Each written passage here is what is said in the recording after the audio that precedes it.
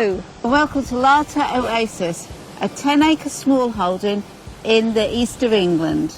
10 acres that is slowly being rewilded and will eventually be left to a local wildlife trust, providing a home for nature and wildlife in perpetuity.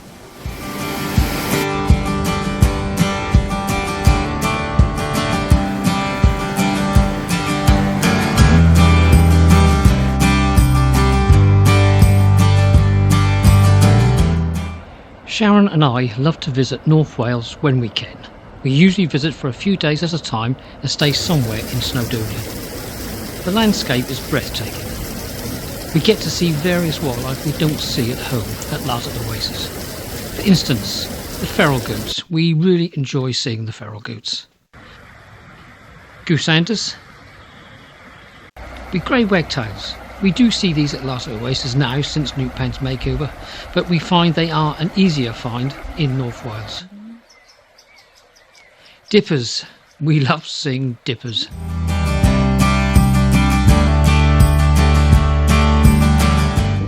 Today we are going to see red kites being fed at Bwlch Nant Arian Visitor Centre near Aberystwyth.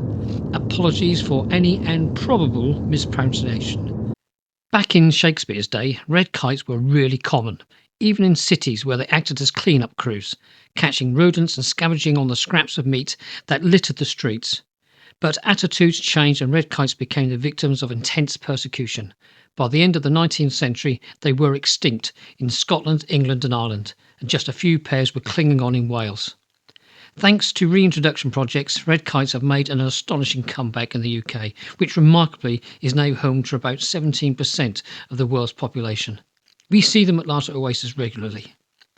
Compared to many other birds of prey, red kites have relatively weak talons, so they mainly feed on carrion and can often be seen soaring over roads looking for roadkill. But like all wildlife, they are opportunistic and will prey on an easy kill. Listen out for their characteristic whistling call. We liken it to a farmer's whistle. Here it is.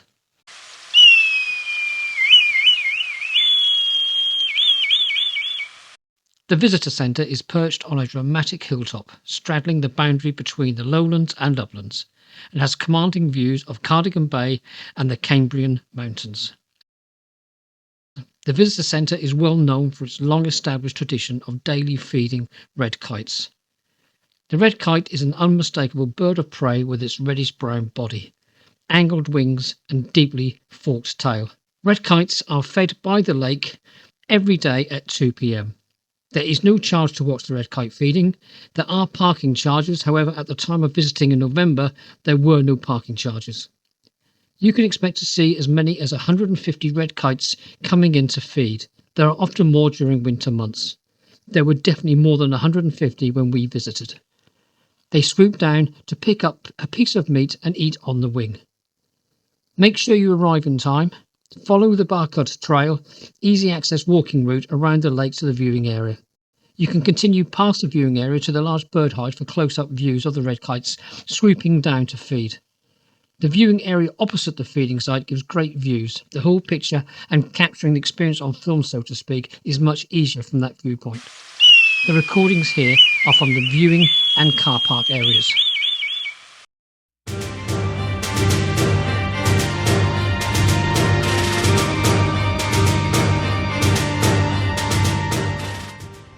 It starts with a few individuals. They are joined by a few more. The numbers gradually increase. They are joined by a small number of gulls and corvids, but it is the spectacle of large numbers of red kites that steal the show, and it is some show. Wow, what a show. The red kites keep coming from all directions, north, east, south, west. Before you realise it, the sky is filled with large fork-tailed birds. It is breathtaking and creates an atmosphere of anticipation for something special. There is no disappointment. It is special.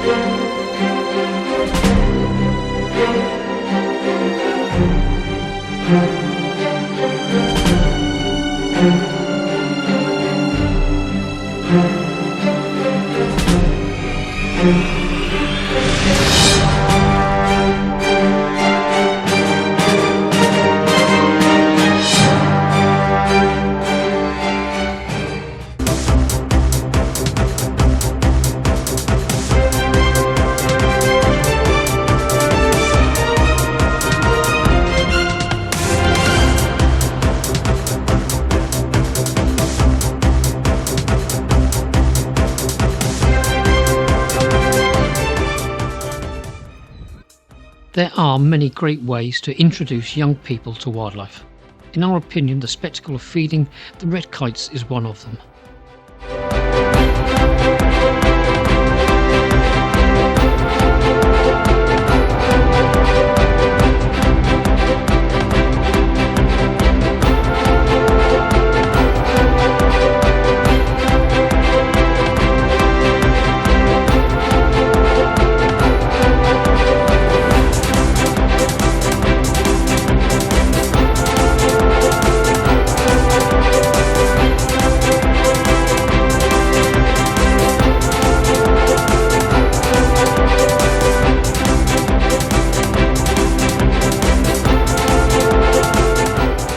We hope you enjoyed this short video as much as we did filming it.